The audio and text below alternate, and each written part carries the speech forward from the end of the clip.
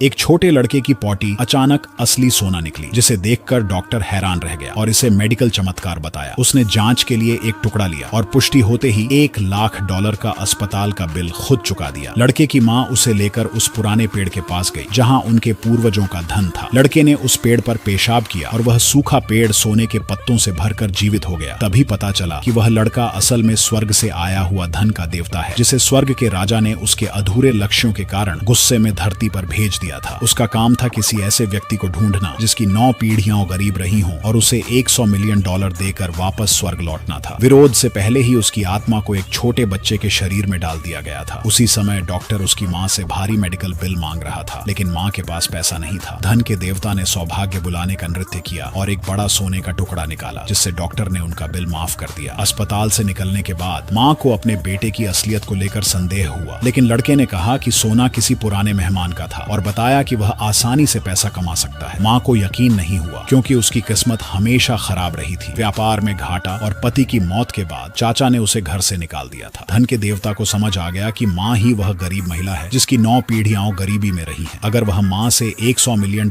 कमा ले तो वह स्वर्ग लौट सकता है। उसने माँ की सामाजिक प्रतिष्ठा वापस दिलाने का सोचा और उन्हें दादा के जन्मदिन के भोज में ले जाने का निर्णय लिया। उनके पास केवल $2 थे, जिससे एक गिफ्ट भी नहीं खरीदा जा सकता था। तब देवता ने उन पैसों से एक लॉटरी टिकट खरीदा जिसमें जीत सुनिश्चित थी। जन्मदिन के भोज में एक पुराना सूखा पेड़ था जिस पर लिखा था कि जो इसे पुनर्जीवित करेगा उसे $1 अरब का इनाम मिलेगा। लड़के ने देखा कि यह वही पेड़ था जो उसने पहले लगाया था। उसने उसे फिर से सूखा और तुरंत हरा कर दिया। दादा बहुत खुश हुए और माँ बेटे को फिर से परिवार में शामिल करने का फैसला किया। पास खड़ा चाचा गुस्से से जल उठा, क्योंकि उसे लगा कि अब उसकी संपत्ति में 2 और लोग हिस्सा मांगेंगे। उसने माँ पर आरोप लगाया कि उसने तो $10 करोड़ का गिफ्ट दिया है और माँ बस $2 का टिकट लाई है, जिसका नंबर था 1 2 3 4 5 6 7। चाचा ने कहा कि ये लोग मुफ्त में भोज खाने आए हैं। धन के देवता शांत रहा और कहा कि वही टिकट विजेता होगा। उसने चाचा को चुनौती दी कि अगर टिकट जीतता है तो माँ को परिवार में वापस लिया जाए। चाचा हंसने लगा, लेकिन उसे नहीं पता था कि लॉटरी कंपनी उसी लड़के की है और वह नंबर वही तय करता है। लड़के ने उंगलियां थपथपाई और एक अधिकारी को बुलाया। पूछा गया कि विजेता नंबर क्या है, तो अधिकारी ने जवाब दिया कि उसे एक शानदार विचार आया है। आज का विजेता नंबर होगा 1,23,567। यह सुनते ही चाचा पागल हो गया और गुस्से में उबलने लगा।